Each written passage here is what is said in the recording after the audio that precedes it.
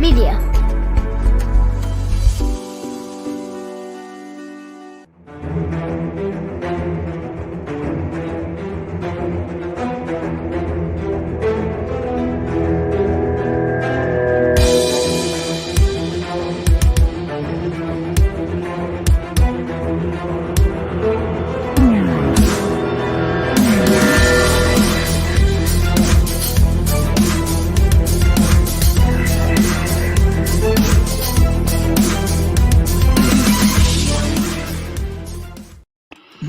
Hello, everybody. What's going on?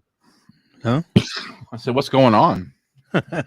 Welcome to another Kansas Missing and Unsolved podcast. You got me, Ricky Tabraki, with Derek Rutherford down in Arizona. And how you doing, Derek? You told me earlier you were dealing with a massive headache, and it wasn't me.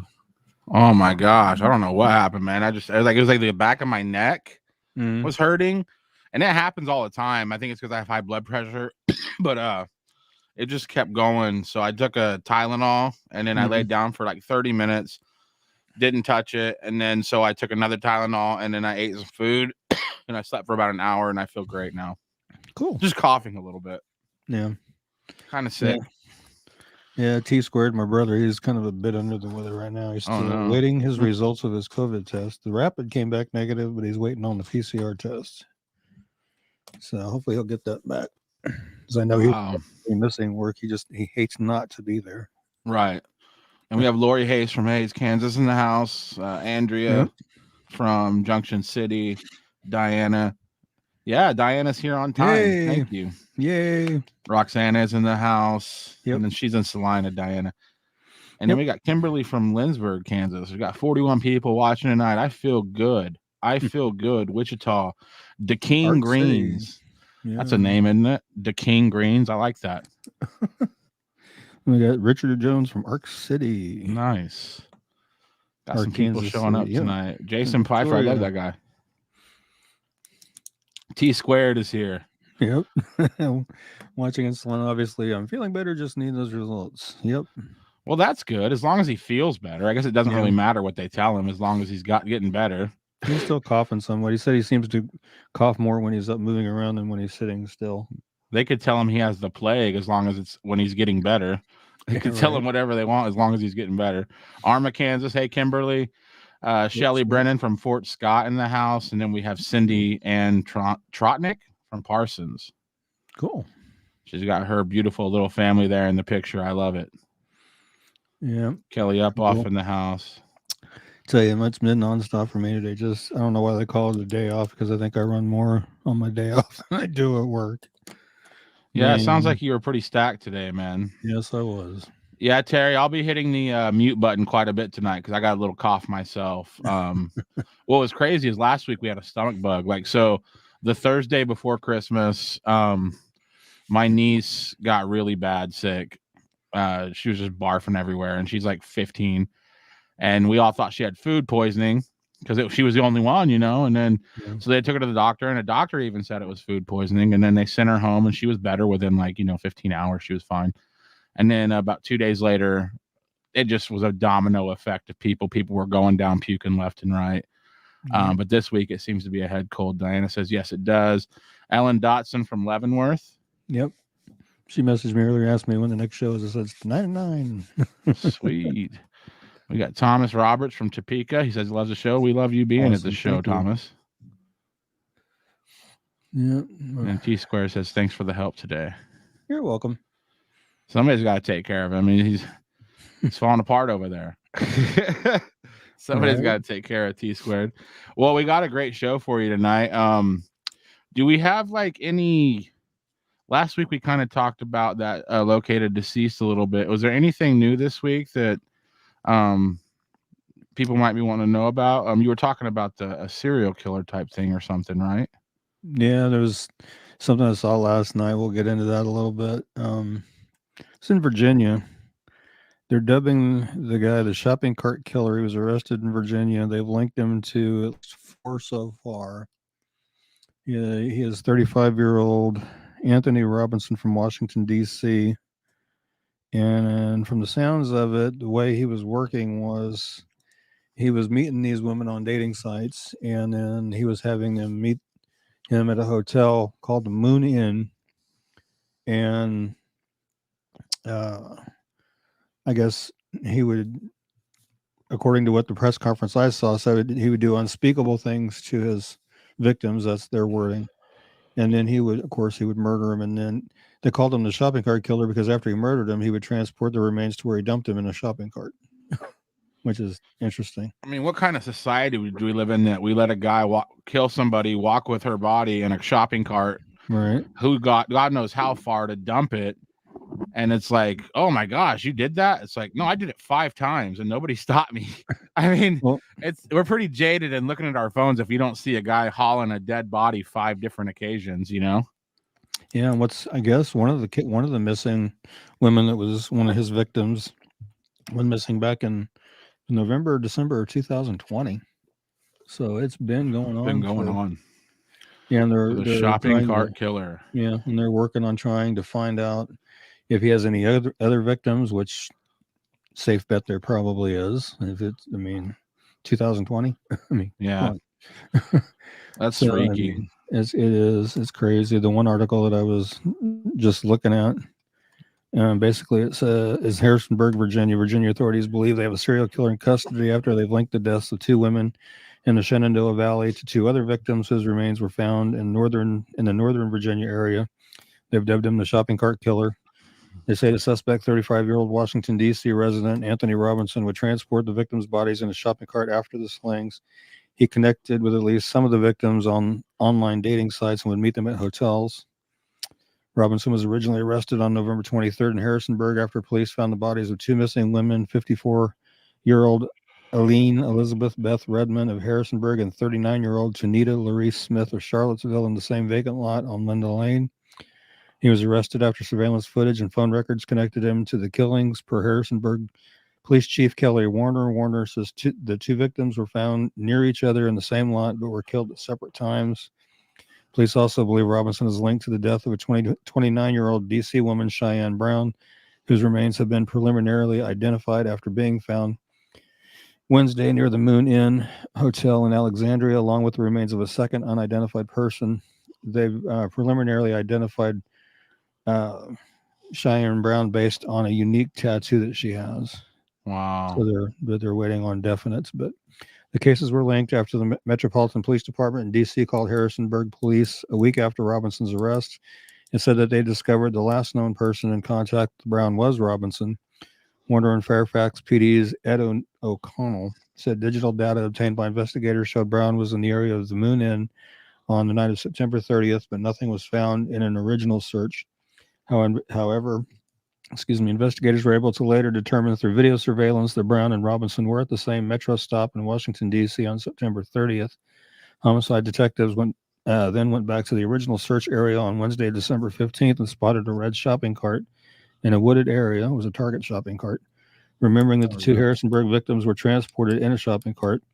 Next to the shopping cart was a container with human remains of 2 people. Detectives were able to tentatively ID Brown through a distinctive tattoo on her body with the help from family members, but we're still waiting on tests for the final confirmation. They've not been able to positively identify the other person.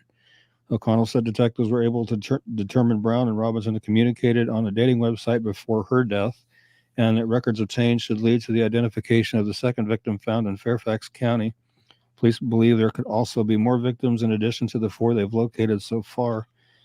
There are likely other missing persons that have yet to be located that fit the profile of these victims, and said Fairfax County Police Chief Kevin Davis. We have a lot of work to do regionally, and anybody with information is asked to call the Fairfax Police Department at 703-246-7800 or dial their tip line at 866-411-8477. So if anybody has any information regarding the shopping cart killer, get a hold of them and let them know. That's terrible. Yeah. She says, Lisa Matt says, that is so sad. No one noticed anything on a serial murder at all. Like you said, how can you see? Yeah. That's scary. Yeah. And I also have a real quick update on the I-70, I-35 serial killer. Let's see if I can find it here real quick. Oh, on the I-70 killer? Yeah, I saw your brother said something. In an article titled Did he strike again? 70 killer could be linked to an unsolved Terre Haute murder. Terre Haute, Indiana, Wow. nearly 30 years after a serial killer terrorized the Midwest, and just days after multiple police agencies and the FBI launched a task force to re-examine the cold case. News 4 has learned there may be a dramatic development unfolding. Multiple sources of the investigation tell News 4 they're closely looking at a convenience store homicide in Terre Haute in 2001, 10 years the I-7 along with the Indianapolis, Raytown, Wichita, and here in St. Charles, were the site of random homicide scenes along I-70 in 1992. Tuesday morning, Terre Haute Police Sergeant Troy Davis confirms there are similarities between the 2001 homicide and the I-70 homicides. Davis said investigators have identified a person of interest in the 2001 case, that the person is not in custody. Investigators emphasize they are looking at each case separately before drawing any conclusions at this point. The 2001 case was a convenience store robbery where the killer shot and killed clerk Billy Brossman. The shooting occurred just 7 blocks from Terre Haute's 1992 homicide scene. Now, according to multiple sources involved in the task force, the Brossman case was discussed at length behind closed doors to see if the suspect could be tied to the I-70 killing. Investigators are cautious to publicly make any connection between the cases at this point, but another police source said he is confident the person who killed Brossman is definitely a suspect as the I-70 serial killer. Police have long speculated as to why, after killing 6 people in 1 month in 92, the killer suddenly stopped. If the case can be connected, then he clearly did not. So hopefully they'll have further updates on that. So that's what you But have yeah, sometimes. Sometimes it'll look like serial killers will stop working, but that could just mean they moved for a while. I yeah, don't think people like that really that's stop true. doing what they're doing. Right, definitely. But that was a pretty big update in that case because it's been sitting dormant for quite a long time, nearly I 30 mean, years. hey, it sounds like they might have a person of interest in the I-70 killer case. Right. I mean, that's big news. Real quick, we have some comments in here that I want to get to before we get this show off the ground. Diane says they had a stomach bug at Christmas and a cough right after. Yep. So I guess it's going around, the stomach bug / coughing fits. Christopher Oh, Unruh yeah. in the house. Hello, Christopher. Kim over in Newton. Trisha Arnold Uh-oh. in the house, finally. No, I think I saw this post a little bit ago. Thank you so much for sharing, Trisha. For some oddball reason, I'm out of focus. Yeah, I don't know what's going on with you. Your I'm out of focus. screen was your mic was cutting out too. I don't know what's going on. I think it's But because of the news sources I had pulled up on the yeah, I-70 thing, I think. But I don't know why I'm not focusing. I'm not I'm either. blurry. We'll That's figure it crazy. out. We'll figure it out. I mean, I think it's. I thought I was drunk, which I haven't drank in a long time. But I thought maybe I had just drank and didn't know about it. Let me I don't know. see. Let me see. All right. Well, let's go ahead and take a break real quick. Okay. You're watching the Kansas Missing and Unsolved podcast. We will be right back after this. We are going to cover some cases. If you or someone you know is thinking of running from home, has run away, or if you are a runaway ready to go back home, call 1-800-RUNAWAY. That's 1-800-786-2929. All right. First one we're going to cover is Anthony Pazaran. I just did his flyer right before the show, literally. He's missing from Wichita, Kansas since December 26th of 2021. He's 15 years old. He is 6 foot tall, weighs 145 pounds, has brown hair and brown eyes. It's believed that he is with a 19-year-old male, and their last known location was Oklahoma City, Oklahoma, and they may possibly be with another male. Again, he's 15 years old. He's 6 foot tall and weighs 145 pounds. He has shoulder-length brown hair that he sometimes puts up in a man bun and brown eyes.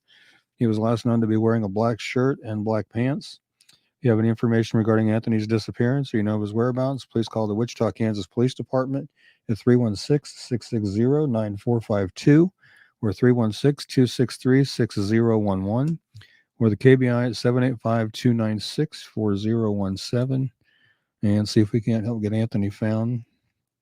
I do have the name of the 19-year-old, but I'm not going to release that yet until they can get a formal missing persons report filed, which I've been trying to help them get that accomplished, but having a little bit of a difficulty, but hopefully we can get that done.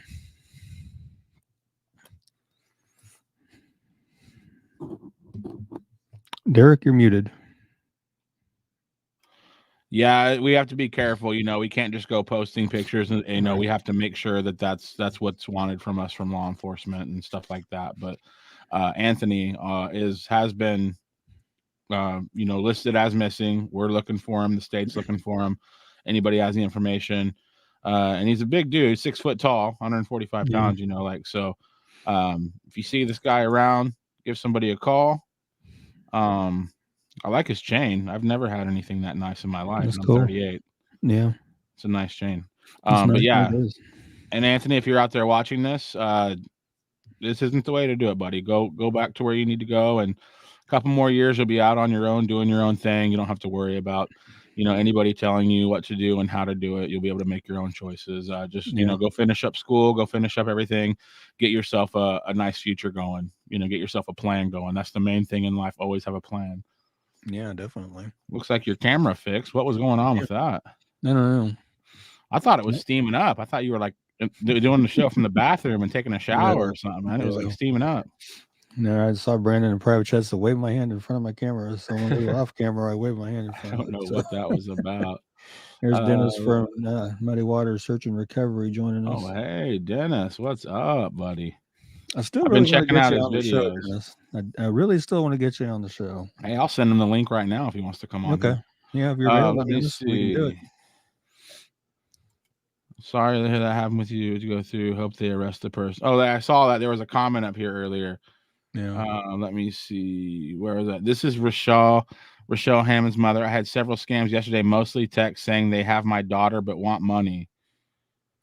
They sent her a video. Yeah. We couldn't open that on the show, but I'd be interested to go back after the show and look at that. And that's been on the rise here lately with missing persons, with scammers saying, "Hey, we know where your loved one is. Send us X amount of money, and we'll tell you, or we'll bring them to you, or whatever." But that is grotesque. And it's a good thing that you did reports out to the to the police and to the FBI. That's the proper thing to do, so they can try to hopefully maybe trace it back to who's doing it. Put some cuffs on them. Because that's just ridiculous. I mean, families are already going through enough just having that missing loved one, but to have to tolerate that crap, that's not good. That is disgusting. There's a special place in hell for people like that. Just sitting there messing with people who are missing a loved one. That's disgusting. Kelly Owens here in Topeka, Kansas. My husband has a nephew who's been missing for 4 months. The family is worried sick, and this is too complicated for me to message you here, but we'd be very interested in any info. Also, we do have a GoFundMe in the case of David Bowers Jr. It either goes to a PI or guaranteed information. Okay, so is David Bowers the missing person then? Kelly, go ahead and send Kansas Missing and Unsolved a message. Ricky will get back to you as soon as possible. Brandon's backstage. He can check it now if we need to do something right now. But definitely get a hold of the page, and we would love to talk to you. Greensburg into Kansas. Esther's in the house. We got Mondi in the house. I love seeing Mondi in the house. Scott Messerschmidt watching in Seneca, Missouri, 16 miles south of Joplin. Love it. Yeah, and Kelly says, "Okay, thank you. You're very welcome, Kelly." Hey, Dennis, if you got time, you want to come on camera for a little bit? And then Dennis said that scam has happened on another case I'm working on. They're working to back. Yeah, that's disgusting. Yeah, agreed. T squared. And Trisha said she's been watching Dennis's videos on Randy Leach. Yeah, that's awesome. Yeah, I've caught a couple of them. Well, tell us about Alexis Camry Scott. This is going to be an out-of-state case. Okay, real fast. I want to. This is my other kid. How you doing, Merle? Mo. Hey, Mo. All right, Alexis Scott.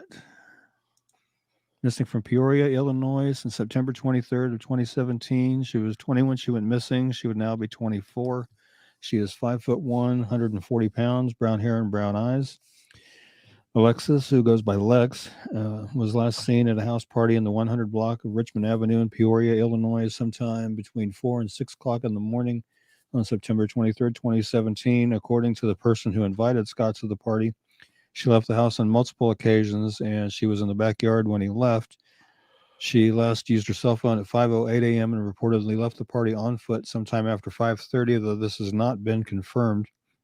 According to her loved ones, just weeks before her disappearance, she traveled to Las Vegas to be a stripper, but became a victim of sex trafficking and was taken to Sacramento, California. She escaped there, and a woman found her naked and disoriented in the street.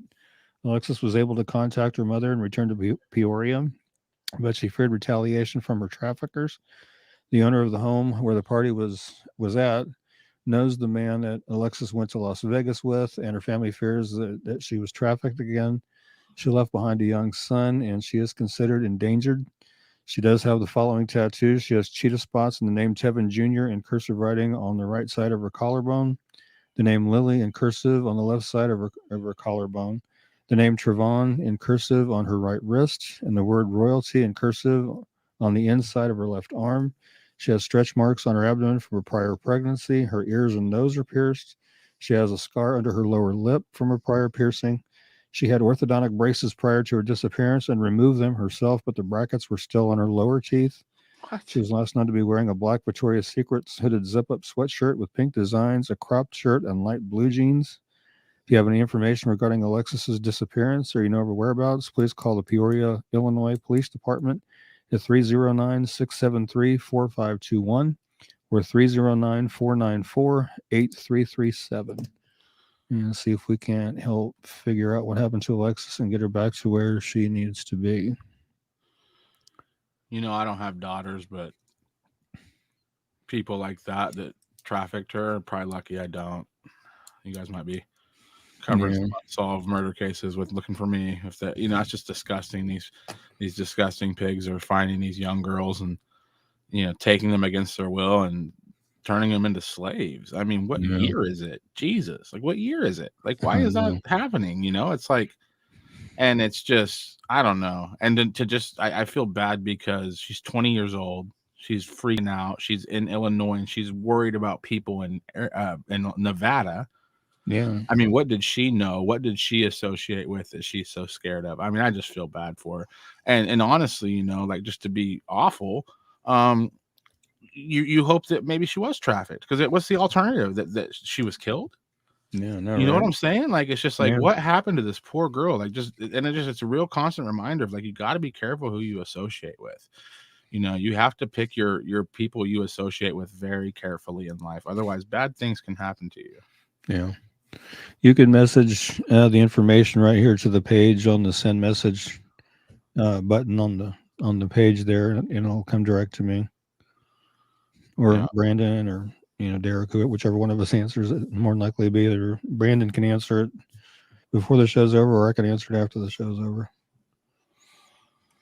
Dennis, hit us up sometime. We'll have you on anytime, man. We'd love to have you come on for a couple minutes and let us know. But we're glad you're showing some friends the show tonight. Yeah. Here we got Candarilla. This is Alexander Perez's family. Yeah, it's Candy. Candy. Yeah, remember I said call him Candy. Candy, yeah. I got to talk to Candy. Candy sent me a video that we played on Kansas Missing and Unsolved this week on the page. Mm-hmm. Should we go ahead and play that video real quick? Or? Yeah, go ahead and do it. Let me actually find it now that I'm sitting here talking about it. I hope I can find it. But yeah, he had sent us a video. Where did I put that? I know I have it somewhere. Oh, I think it's in here. Never mind. What? Anyway, talk about this case right here, Ricky, and then I'm going to go ahead and talk about Dakota, and then I'm going to find that video. Okay. Yeah, we're going to revisit Dakota because he has still not been located yet. He's been missing from Park City, well, basically Wichita, Kansas, since October 17, 2021. He's 17 years old. He is 5'8" to 6'2". He weighs between 160 and 170 pounds. Has dirty blonde hair and blue eyes. He may still be in Wichita or he may be in Park City. My understanding is he and his family live in Park City, but he frequents Wichita quite a bit. And when he went missing, he was actually in Wichita. And again, he's 17 years old. He's 5'8" to 6'2". He weighs between 160 and 170 pounds. He has dirty blonde hair and blue eyes, and he has a tattoo of an arrow on his right forearm, which you can see pictured there. And actually, he doesn't have it up there. Sorry about that. If you have any information regarding Dakota's disappearance or you know of his whereabouts, please call the Wichita, Kansas Police Department at 316-660-9452 or 316-660-9456 or 316-263-6011 or the KBI at 785-201-2917 and see if we can't help get Dakota located and back to where he needs to be. It's been several months, so need help get him found. Yeah. It's been way too October, it's been going on. Yeah. And like he should probably be in school, it's like there's a lot going on here. 17 is a pretty important time, especially when you're school and stuff like that. You have a lot going on. I wanted to play this video real quick. This is so the little backstory here. Candy here was kind enough to send this to us, and the KBI does have a copy of this as well. And the only reason we aired it on here because we don't really feel like Alexander says anything that would basically jeopardize anything. But this is just basically Alexander went missing on the December 1st. He sent this voicemail to Candy on December 6th, and we'll play it right now.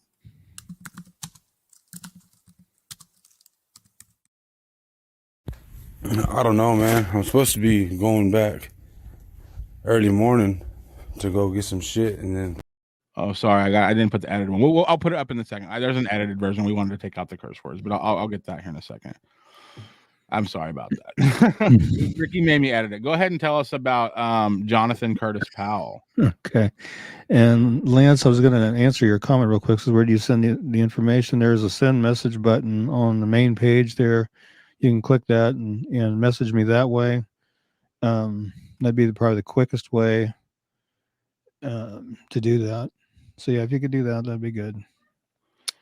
And Jonathan Powell went missing from Wichita, Kansas on October 13th, 2021. He's 40 years old. He is 5'8", weighs between 185 and 250 pounds. He has light brown hair and brown eyes. He goes by the nicknames JP or the Steps. Last known location was random places around Wichita. For a couple of years, he didn't have an address and he did not have a home. He just kind of bounced around. He did lose a family member prior to his disappearance, and it's not known whether this factors into his disappearance. And he's 40 years old. He's 5'8", weighs between 185 and 250 pounds. He has light brown hair and brown eyes.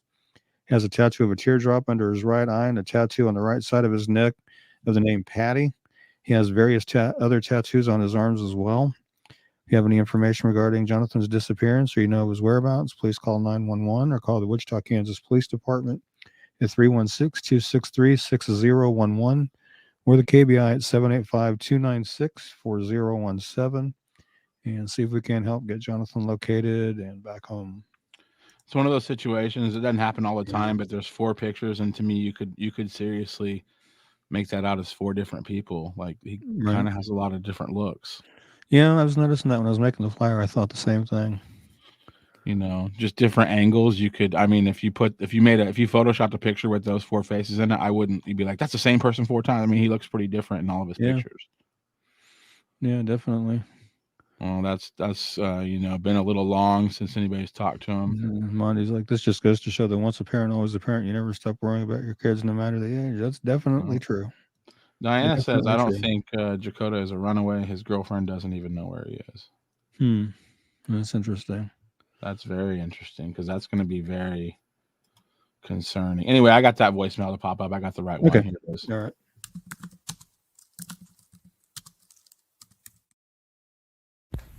I don't know, man. I'm supposed to be going back early morning to go get some shit and then go get some other stuff down there and bring it back down here, but I don't even know, man. It's been wild down here. It's been crazy. Fucking been held at gunpoint and robbed and tried to beat me up. It's a bunch of crazy shit going on in GC, man.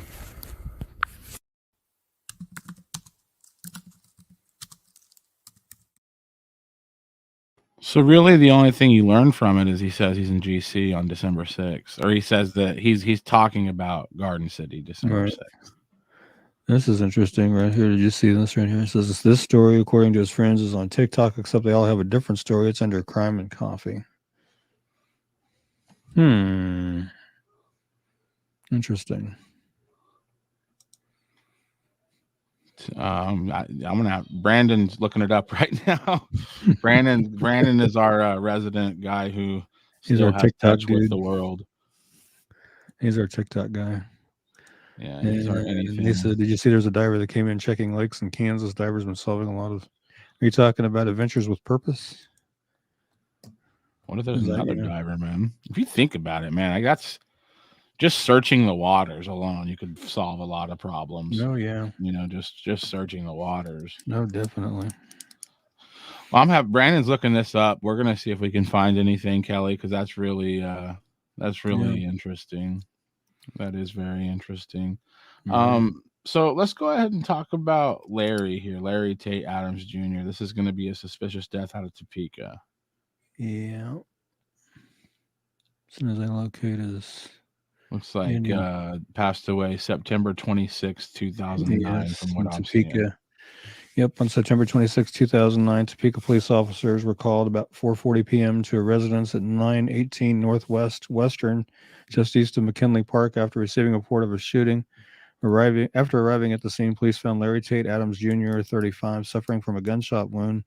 Larry was taken to Stormont Vale Regional Health Center by American Medical Response Ambulance in serious condition. He died later that evening. Witnesses told police that Larry and another man had been arguing before the shooting. Witnesses described the shooter as a white male in his 20s with brown hair and brown eyes, standing 5'8" and weighing between 140 and 150 pounds.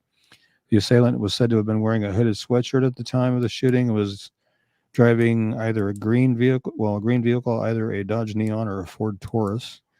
If you have any information regarding this shooting or any other homicides in Topeka, please call detectives at 785-368-9400, or you can leave an anonymous tip by calling Crime Stoppers at 785-234-0007 and see if we can help get some justice for Larry and his family. All right.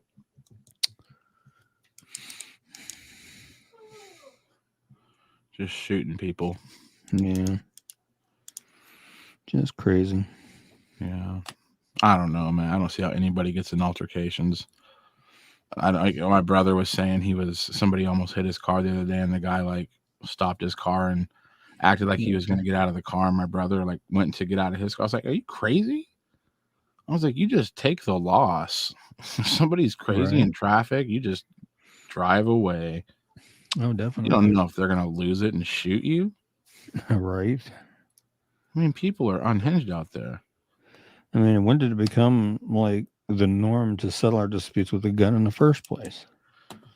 I mean, I don't see myself ever pulling a gun out because of a parking argument or anything. But yeah, I just avoid situations. Like I don't want to end up with it. But the thing is, it doesn't look like Larry was doing anything to bring this kind of right. It just sort of happens. Yeah. It's very crazy.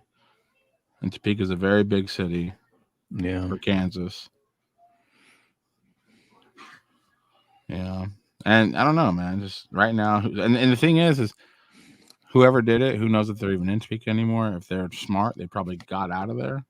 Yeah. And then if they got out of there, it's easy to get in and out of Topeka. I mean, I-70 runs right through there. Yeah. I mean, it'd be easy just to hit the interstate and keep on going. Right. Well, if anybody has any information on Larry Tate Adams Jr., you can call that phone number right there. Yeah. Crime Stopper, 785-234-0007. Yep. We're going to take a quick break real quick, Ricky. You're watching the Kansas Missing and Unsolved podcast. We'll be right back after this.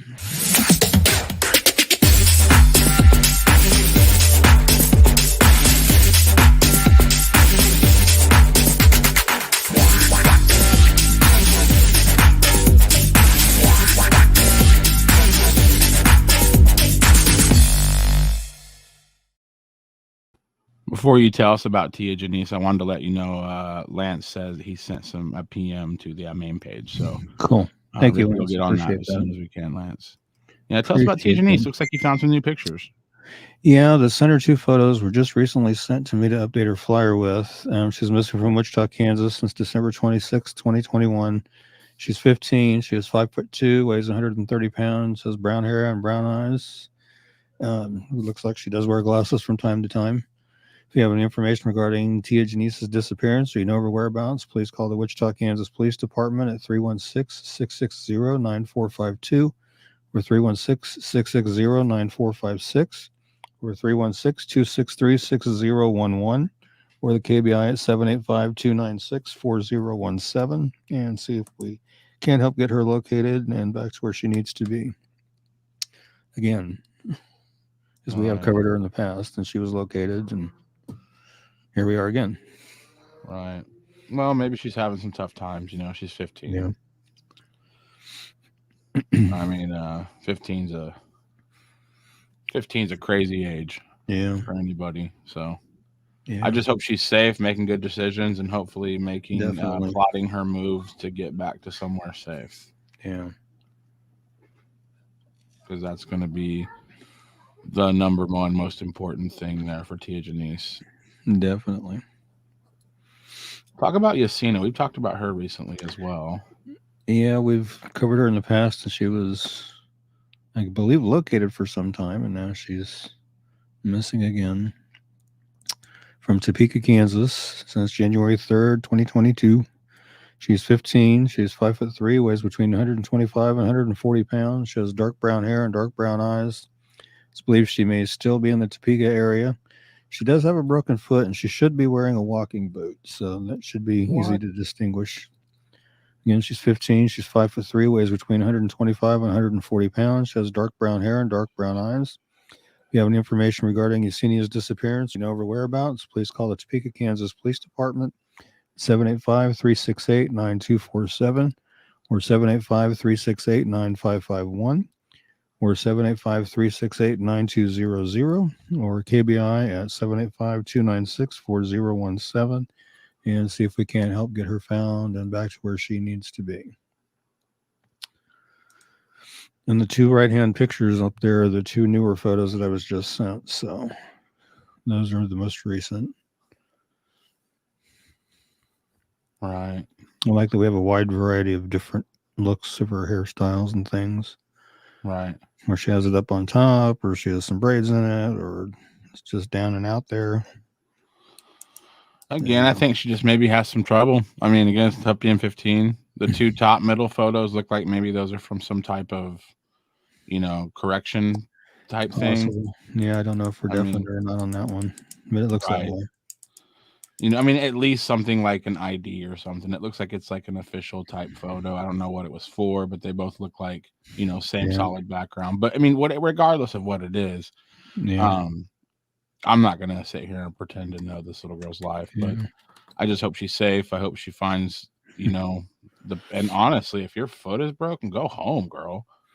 And Diana's saying, why would she go missing with a walking boot on? She's needing medical care. Me and Diana are parallel thinkers, because I literally was just sitting here like trying to be like, Yesenia, you should really. I'm like, wait a minute, your foot is broken. Go home. Like you're in bad shape right now. That's tough. Yeah.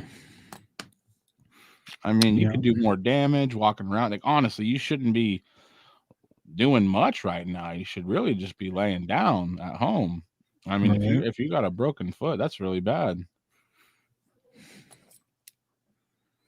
Yeah, I know how that goes. Is I deal with a foot issue myself, or either a stress fracture that didn't heal correctly, or a misdiagnosed stress fracture or something. But I work an 8, 9, 10-hour day, and oh my gosh, I can't hardly move it.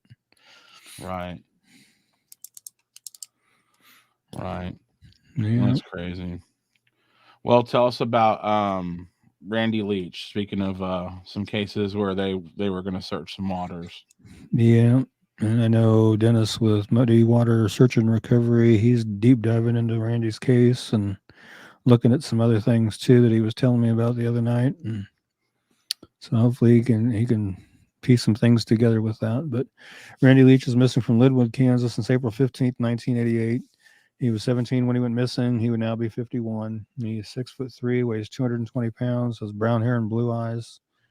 He had a 12:30 a.m. curfew at the time he vanished, and he usually honored it. Left his home at 6:30 p.m. to attend a friend's pre-graduation party in a rural area 5 miles east of his residence on April 15th of 1988. Before arriving at the party, he stopped at Stout's convenience store and purchased some candy, soda, and gas. He then talked to some friends, went to DeSoto to check on the car he was restoring. As a result of these errands, Randy did not arrive at the party until between 9:30 and 10 p.m. His parents did not realize their son had not come home until they woke up at 6 in the morning on April 16th. They first thought he had been in a car accident and called one of his friends, who said she hadn't heard from him. Randy's parents then contacted police. Investigators went to the site of the party Randy had attended, but it had already been cleaned up and there was no evidence to be found. Witnesses at the party believe Randy departed between 1:15 and 2 a.m., but no one actually saw him leave. At the time he was last seen, he was too drunk to walk straight. Randy apparently left driving his mother's gray four-door 1985 Dodge sedan with Kansas license plate number LVJ8721. He never returned home and has not been heard from again. Randy was carrying $50 in cash at the time of his disappearance, and the vehicle he was driving has never been located. If you have any information regarding the disappearance of Randy Leach or you know of his whereabouts, please call the Leavenworth County Sheriff's Office at 913-682-5724 or the KBI at 785-296-4017. And like I said, I know Dennis is doing some deep diving on this case also, and I know Adventures with Purpose has been out there, diving in a couple of places. I don't know if they're planning on going back or not. I haven't heard. But up to this point, they haven't found anything tied to Randy yet in any of the diving they've done so far. And I know since then, Randy's dad has passed away, so he's no longer with us. Right.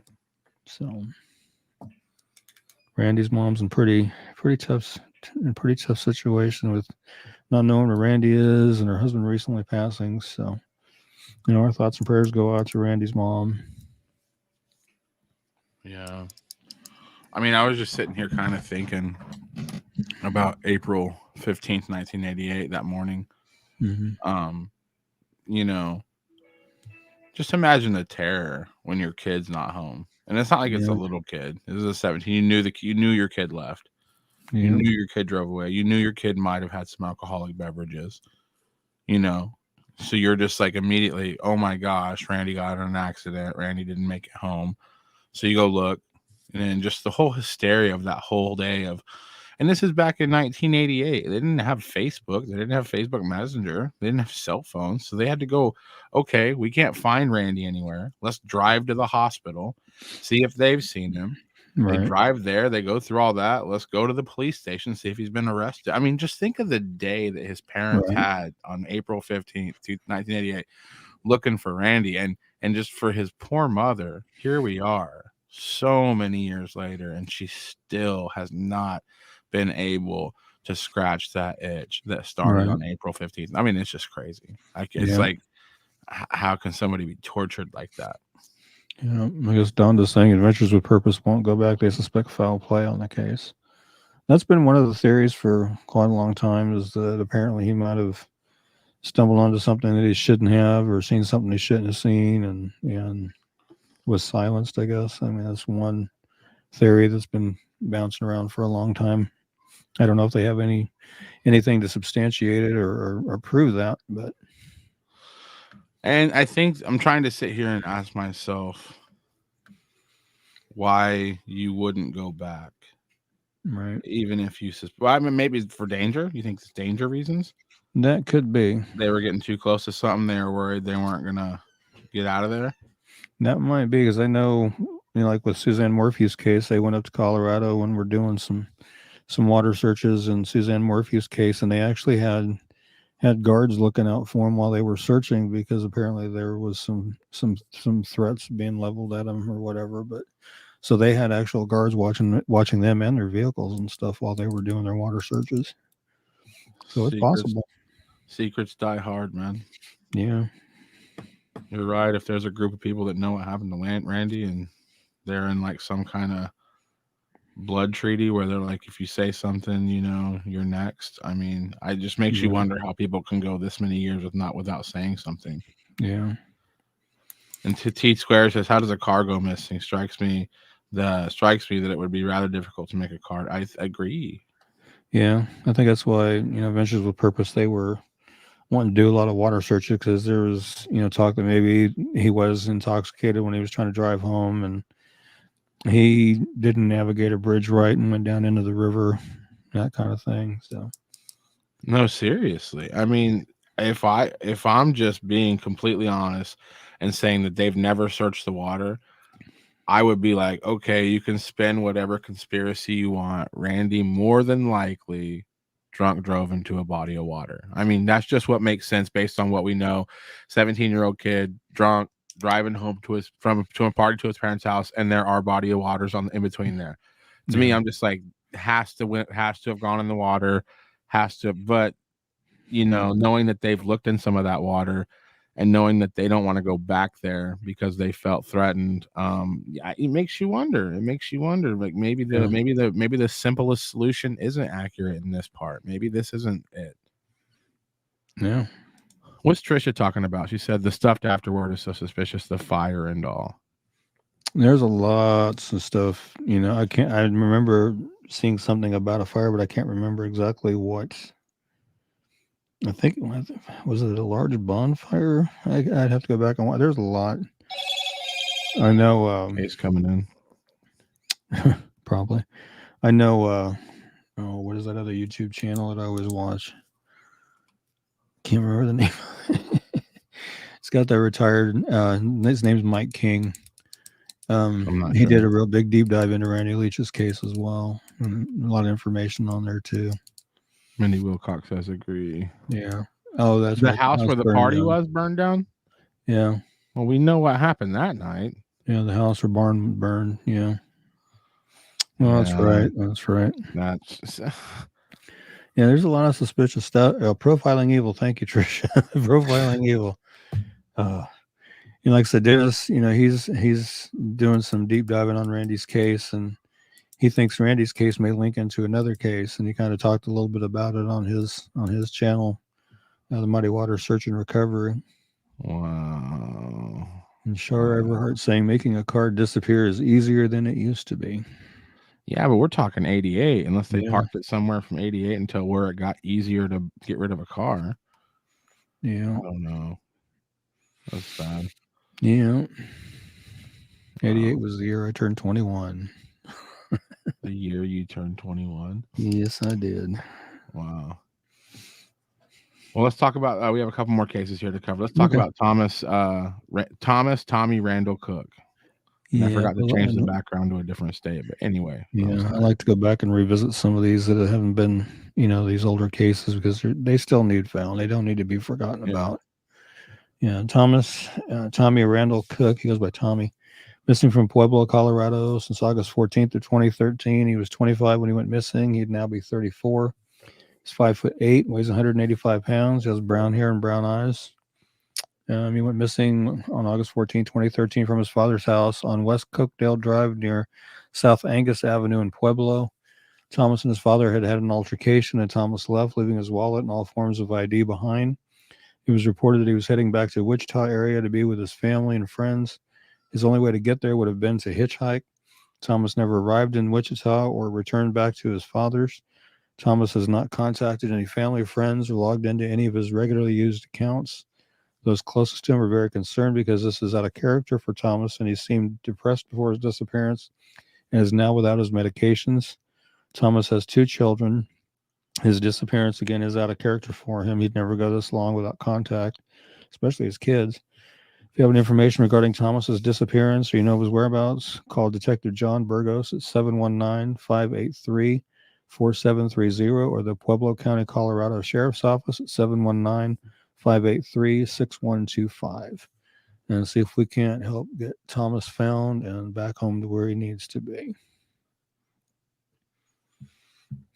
That's been coming up on 9 years. Wow. In August.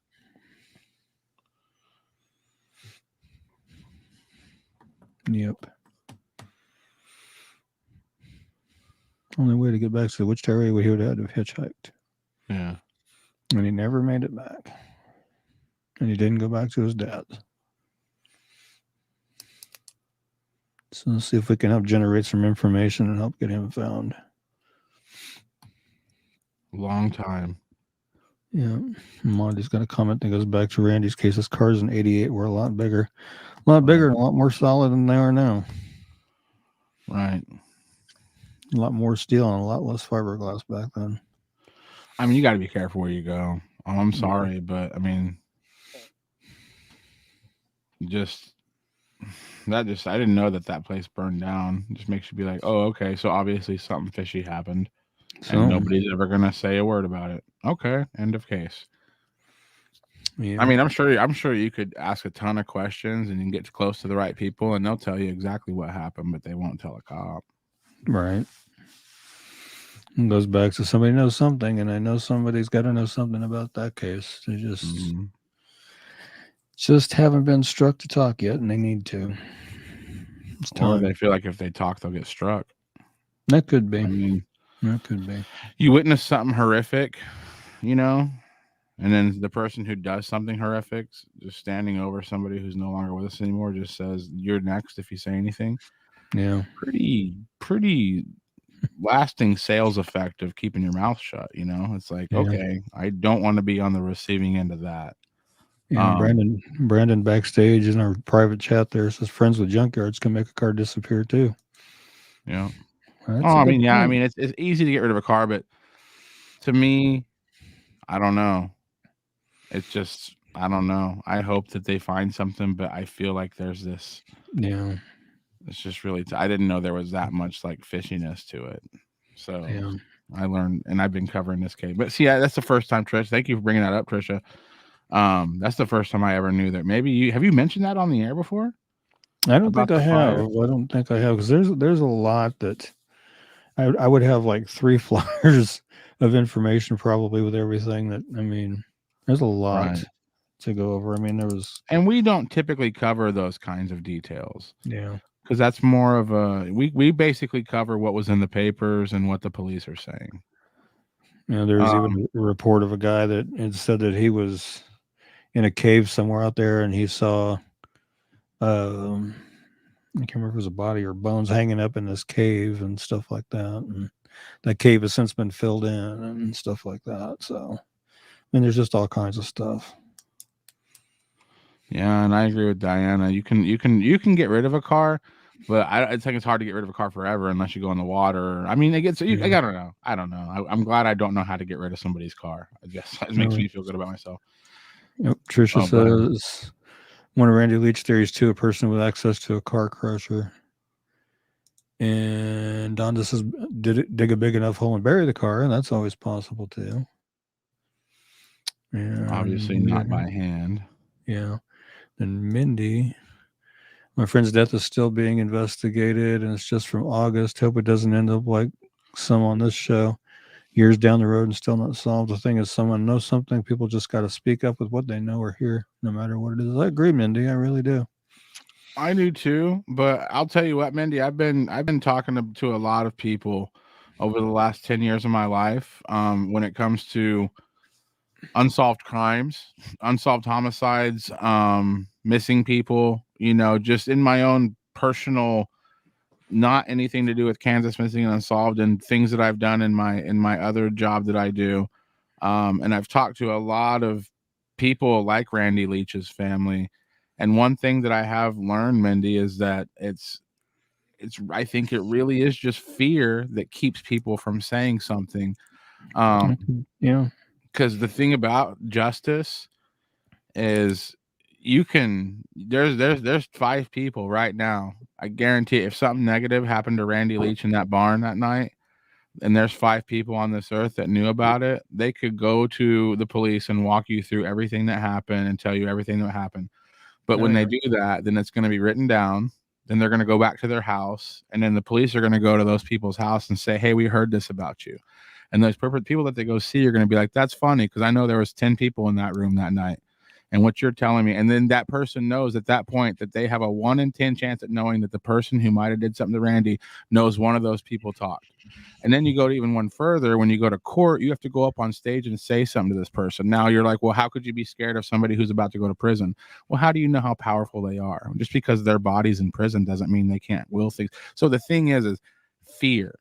The reason people are like, I don't know why people say anything. And it's just being blunt. This is honest. This is tough love here. And this is what I've learned from talking to broken heart families over the last 10 years. Fear is what is keeping these cases unsolved. People are scared of what could happen if they stir the pot.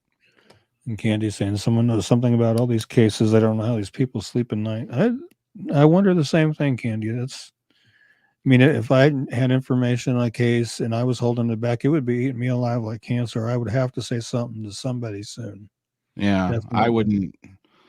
I actually tell people, I'm like, if you have a secret, don't tell me, because I'll shout it from the. I can't hold on to stuff like that. But like I said, and the thing is maybe these people don't sleep at night, and that's another thing to think about. There's a lot of people that are tortured souls. You're like, how do you sleep at night? Maybe these people don't sleep at night. And then Mindy's like, yeah, I've thought about, yeah. And Mindy, I hope that they solve your case. I just want to let you know that, it's just a tough situation to be in whenever there's an unsolved homicide. It's people act very weird. I know the fear part. Oh, she already said it. Says especially if they have a background already and may go back to jail or prison. Yeah, that's what I'm saying. Yeah, and Trish is saying people need to keep talking about it. Don't let an unsolved homicide go quiet. Definitely. If you say something, speak up. Yeah. And down here, Ellen's saying next week, can you show Rochelle Hammond and Dana Bruce? Sure. Yes, we can. Making notes. I can actually do you one better. I can talk about Dana Bruce right now, and we'll be right back with our producer, Brandon Smith, to finish out the show. We'll be right back after this.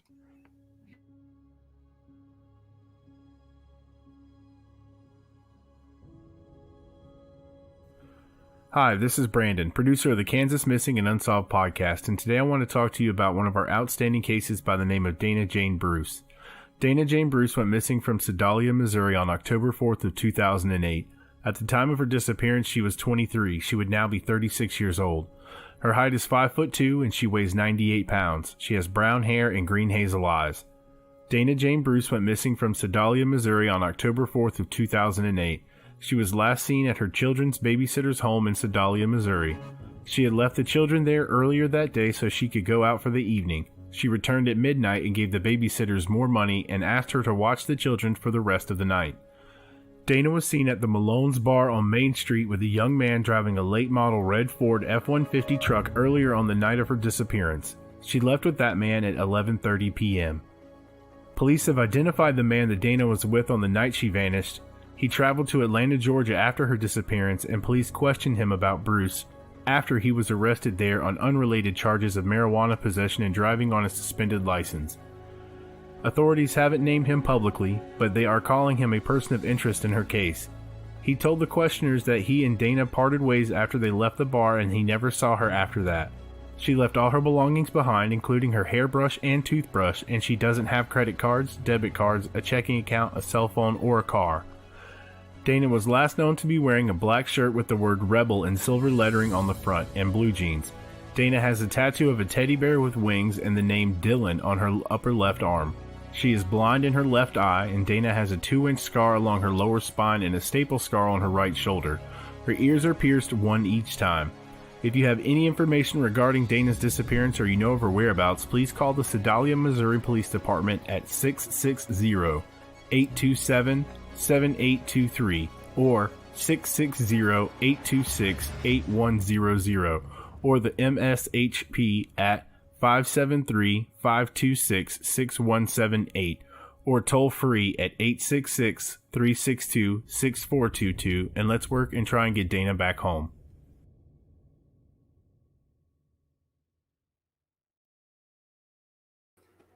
Speaking of outstanding, great job, Brandon. I love watching those. Oh, thank you. Okay. And Dennis Lushbo, he went missing from Iola, Kansas on August 13, 2017. He was 44 when he went missing. He would now be 49. He is 5'6" to 5'8" inches tall, weighs between 180 and 200 pounds. His dark brown hair, blue eyes. He was camping with his girlfriend off of Ford Road near the Neosho River outside of Chanute, Kansas. They had an argument, and Dennis left in his van. The van was found almost 2 weeks later, abandoned, approximately 5 miles from where they were camping in a field on Arizona Road close to Neosho County and the Allen County line on the Allen County side. Again, at the time of his disappearance, he was 44. He would now be 49. He's between 5'6" and 5'8", weighs between 180 and 200 pounds, has dark brown hair and blue eyes. He has surgical scars on both shoulders and a tattoo on his right shoulder blade. He had a plate surgically implanted in his back. If you have any information regarding Dennis's disappearance or you know of his whereabouts, please call the Allen County, Kansas Sheriff's Office at 620-365-1400 or the KBI at 785-296-4017 and see if we can't help get Dennis found and back to where he needs to be. And Trisha's asking down here, please talk about Stephen Bettle's unsolved case again if you can. We can do that for sure. I've got to scroll up here and look for his flyer in my files here. Right. I won't have one made for tonight, but we can cover that next week for sure. Yeah, I feel bad, Dennis. This has been so long. August 13th, 2017. It's just been a long time. Yeah. Okay. Yep. Stephen James Bettles. It's an unsolved homicide from September 15, 2009 in Saline County, Kansas. He was found dead from a gunshot wound shortly after 5 p.m. on September 15, 2009 by members of his family who were checking on his welfare. Stephen's body was found in a house trailer behind the main house on his property at 9041 East Shipton Road near I-70, just west of the town of Solomon in eastern Saline County. Stephen had been employed as an over-the-road truck driver for Great Plains Trucking. Is believed to have been killed 2 days before his body was found. When he failed to show up for work on September 15th, his employer became concerned and contacted his family, who found him the same day. No other details have been released in Stephen's murder. No arrests have been made. If you have any information regarding the murder of Stephen James Bettles, please call the Saline County, Kansas Sheriff's Office at 785-826-6500 or the Salina Saline County Crime Stoppers at 785-825-8477 and see if we can help get some justice for Stephen and his family. Yeah, I don't think I have his flyer. And Cindy is saying, makes me wonder if Dennis didn't get into a semi-truck with someone. That's possible. Maybe. That's a possibility. He's another one, man, where all three pictures he looks like a different person. So it's just... Yeah.